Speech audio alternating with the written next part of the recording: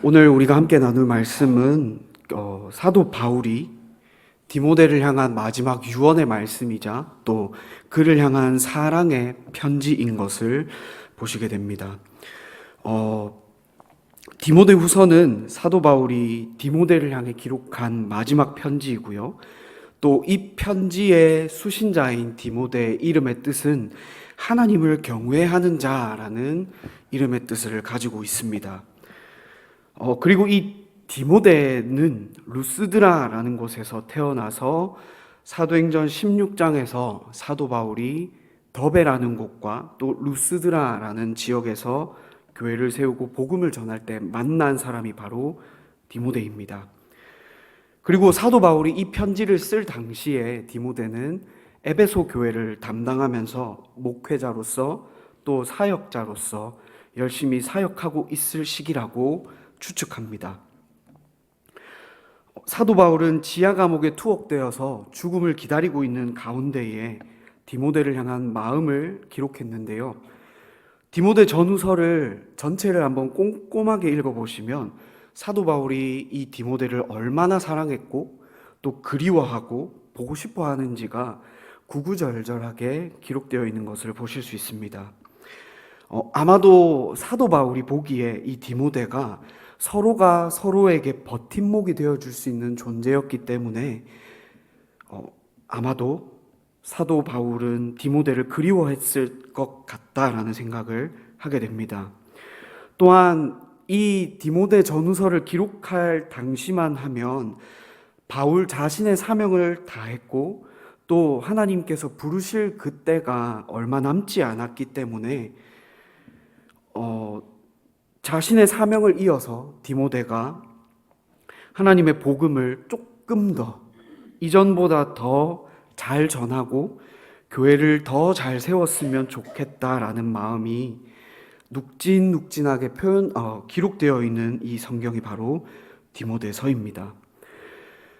바울이 이렇게까지 그의 아들은 아니었지만 아들처럼 여겼던 이 디모데를 생각하는 마음이 얼마나 많이 나타나냐면요. 디모데후서 4장 10절에서 11절 말씀을 보면 잘 나타납니다. 우리 함께 두 구절을 읽어보시겠습니다. 대만은 이 세상을 사랑하여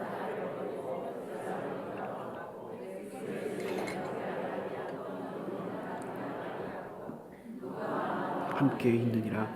내가 올 때에 나가를 데리고 오라. 그가 나의 일에 유익하니라. 아멘. 금방 함께 읽으신 말씀처럼 바울과 같이 한때 복음을 전했던 많은 동역자들 중에 세상을 사랑해서 데살로니가로 내려간 데마와 같은 사람이 있었습니다. 또 뿐만 아니라 좀 이름이 어렵죠. 그레스게라는 사람 그리고 디도라는 사람이 나타나는데 이 두 사람은 그 지역에 세워진 교회를 담당하고 또 목회를 하고 있었기에 아마도 사도 바울이 갇혀 있는 것을 알고 있지만 쉽사리 오지 못했던 상황이었던 것 같습니다. 뿐만 아니라 바울 자신의 순교도 얼마 남지 않은 상황이었기에 자신이 아들처럼 사랑했던 이 디모데를 그 누구보다 보고 싶어 했던 것일 거고 또 이후에 보시면 개인적으로 필요한 것들을 부탁하기도 하고요. 또 바울 자신을 이어서 디모데가 바울이 담당했던 역할들을 잘 담당해 주기를 가르치고 권면하기 위해서 이 디모데 전후서를 기록한 것이 아닐까라고도 말합니다. 오늘 함께 읽으신 본문에서 사도 바울은 디모데를 향해 크게 세 가지 권면과 명령을 하는 것을 보실 수 있는데요. 바로 전파하라, 항상 힘쓰라, 마지막으로 권하라라는 명령으로서 디모데를 향해서 편지를 쓰고 있습니다. 첫 번째로 전파하라라는 권면을 합니다. 이 전파하라라는 말에는 선포하라 혹은 설교하라라는 말이 담겨 있습니다.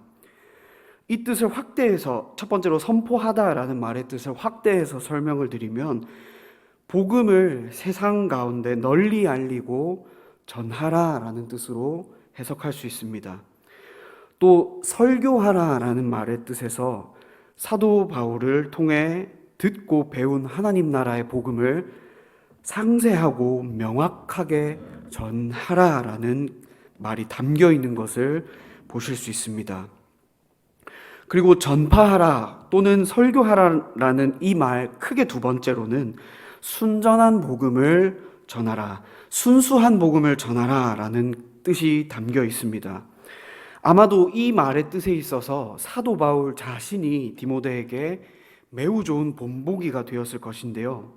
사도 바울은 얼마나 자신이 순전하고 순수한 복음을 전하기 위해 노력했는지 갈라디아서에서 그것을 증명합니다. 또 특별히 다른 복음을 전하는 자들에게는 저주가 있을 것이다 라고 갈라디아서 1장 8절과 9절에서 두 번이나 말하면서 그의 평생에 순전한 복음만을 전했다라는 것을 우리가 엿볼 수 있습니다. 조금 더 여기서 구체적으로 성경의 근거를 들면 구약의 선지자들을 생각하실 수 있을 것입니다.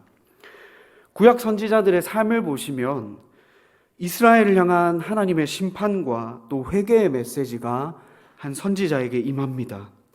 그리고 그 선지자는 하나님이 주신 메시지를 이스라엘 왕과 또 제사장들과 백성들 앞에 나아가서 토시 하나 빼먹고 전합니다. 하나님께서 주신 말씀 그대로 더하는 것 없이 혹은 빼는 것 없이 그대로 전합니다. 그런데 이스라엘 백성들은 하나님의 말씀이 이렇습니다, 하나님의 말씀은 이것입니다 라고 해도 전혀 듣지 않는 그런 모습이 나타나죠. 처음에는 그 말씀을 전하는 선지자를 무시합니다. 그럼에도 계속해서 하나님은 선지자에게 가서 이 말씀을 다시 전해라, 또 어떤 때는 어느 장소로 가서 어느 누구 앞에 가서 이 말씀을 전해라 라고 하시면 그 선지자는 하나님의 말씀에 순종해서 이것이 우리를 향한 하나님의 말씀이자 우리를 향한 하나님의 마음입니다 라고 하면서 계속해서 하나님의 말씀을 선언하고 선포합니다. 그러면 그 선지자에게 미움이 찾아오고요, 또 핍박이 오고요, 심지어는 침뱉음을 당하고 뺨을 맞기도 하고 심지어 자신의 목숨이 위험한 상황까지 경험합니다. 심지어 순교까지 합니다. 또 거짓 선지자들까지 많이 일어나서 그 참 선지자를 대적하고 모욕하고요, 비웃는 그런 모습까지 성경 선지서에 참 구구절절 기록되어 있는 것을 읽어보셨을 것이고 들어보셨을 것입니다. 그런데 하나님의 선지자들은 이런 수모를 겪어도 하나님의 말씀은 이렇습니다, 하나님의 우리를 향한 뜻과 마음은 이렇습니다 라고 전하는 것을 끝까지 굽히지 않습니다. 사도 바울은 당신의 아들 디모데에게 전파하라 라는 이 권면을 통해서 구약의 선지자들과 같이 또 예수님의 제자들이었던 사도들과 같이 반대와 어려움이 있다 할지라도 심지어 바울 자신처럼 이전에 많은 믿음의 선진이었던 선지자들처럼 죽음이 코앞에 왔다 할지라도 끝까지 그 순전한 복음을 전하라 권면하고 있는 것입니다. 이 말을 통하여 우리는 복음을 담대하게 전파할 준비가 되어 있어야 함을 봅니다. 그 대상이 누구이든지 혹은 그 복음을 전해야 하는 장소가 어디든지 그 시간이 어느 때이든지 우리는 담대하게 복음을 가지고 나아가 하나님의 복음을 전할 수 있어야 함을 봅니다.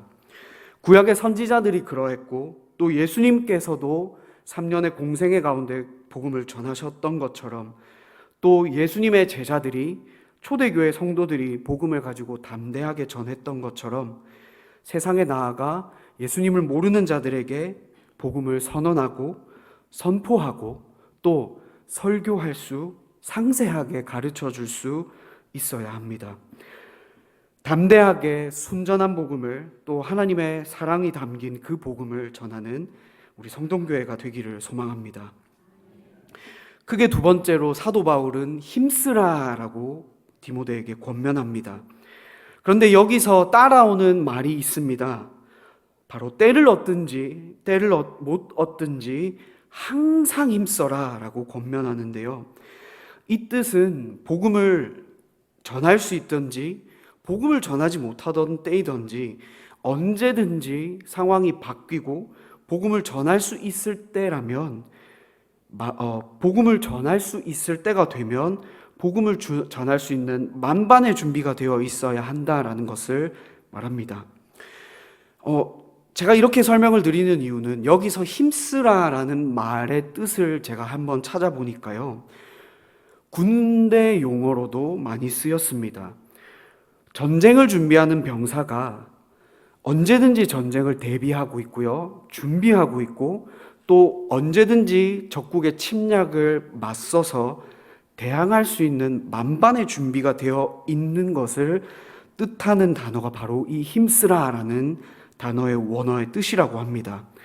그것처럼 언제든지 복음을 전할 수 있어야 한다라는 것을 사도 바울이 말하고 있음을 보게 됩니다. 또 이 힘쓰다라는 말은 있는 그대로 복음을 전하고 가르쳐라라는 것을 의미하고 있습니다. 사도 바울이 이 힘을 쓰다라는 말을 사용하면서 온 힘을 다해서 또 부지런히 하나님의 말씀을 전하고 가르치기 위해서 온 힘을 다해라 라고 디모데에게 권면하고 있는 것을 보시게 됩니다. 이런 사도 바울의 삶을 조금 들여다보시면 사도행전 18장 1절에서 3절의 모습을 보시면요. 로마에서 추방된 브리스길라와 아굴라 부부를 고린도에서 만납니다. 그런데 이 부부와 사도 바울이 함께 천막을 기우면서 텐트 메이커의 삶을 사는 것이 기록되어 있는데요. 이 뒤의 모습을 보시면 사도 바울은 안식일이 되면 회당에 가서 율법의 말씀을 가르치고 또 그와 함께 복음의 말씀을 유대인들에게 또 랍비들에게 또 뿐만 아니라 고린도 지역에 있던 많은 이방인들에게 복음을 전했다라는 것을 알 수 있습니다. 또 이 모습을 사도행전 전체로 확장시켜 보시면 밤낮으로 사도 바울은 가는 곳마다 복음을 전하고 교회를 세우고 사람을 세웠던 것을 보시게 됩니다. 그게 얼마나 늦게까지였는지 유두고라는 사람이 창틀에서 떨어져서 죽었던 사건까지 기록되어 있는 것을 보시죠. 여기서 우리는 다시 한 번 더 복음을 전하기 위해서 철저한 준비와 또 온 힘과 온 마음을 다해 복음을 전하고 가르쳐야 한다라는 것을 보게 됩니다. 전쟁을 대비하고 준비하고 있는 군인처럼 마치 언제든지 나라에 크고 작은 분쟁이 생길 때마다 바로바로 작전을 실행하고 전쟁에 투입될 수 있는 그런 군인들처럼 복음을 전하기 위한 만반의 준비가 되어 있어야 한다는 것을 볼 수 있습니다. 마지막으로 사도 바울은 디모데에게 권하라라는 말을 이어갑니다.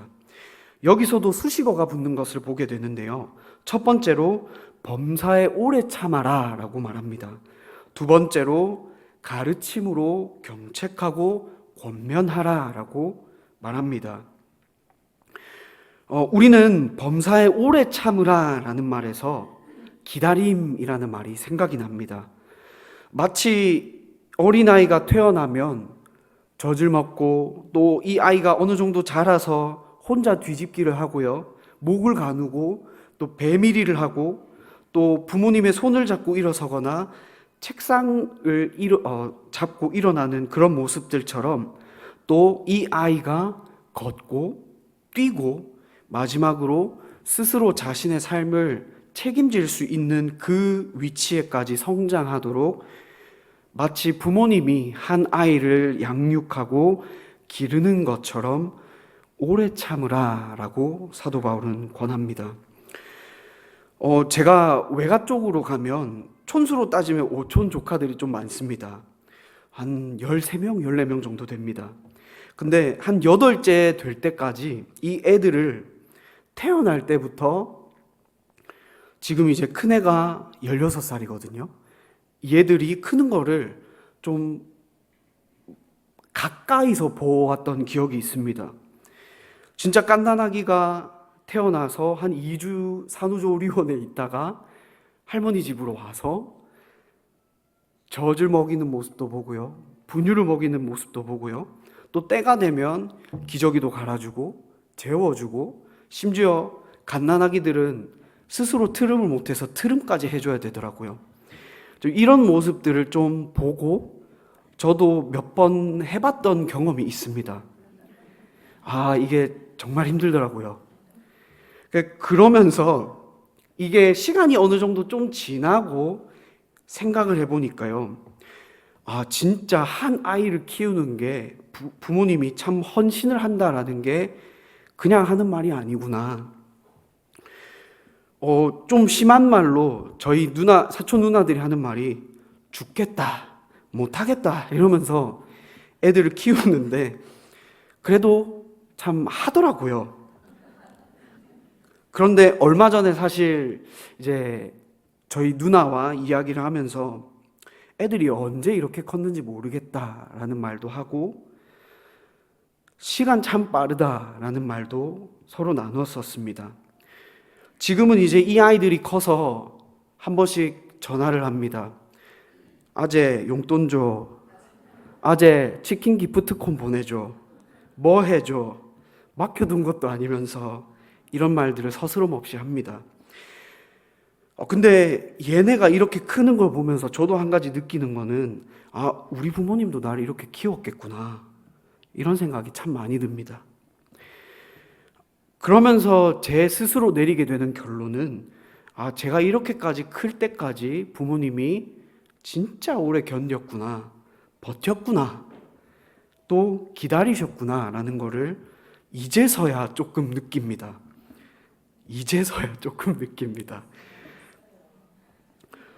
그만큼 사도 바울은 부모의 마음으로서 디모데에게 기다려줘라, 오래 참아줘라 라고 가르치고 있습니다.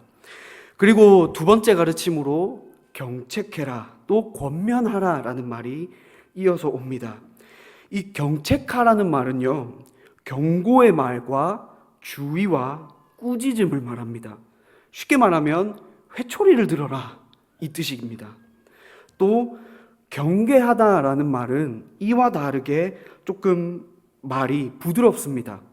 간청해라, 애원해라, 충고해라, 그리고 권해라, 마지막으로 위로해라 라는 그 뜻이 담겨 있습니다.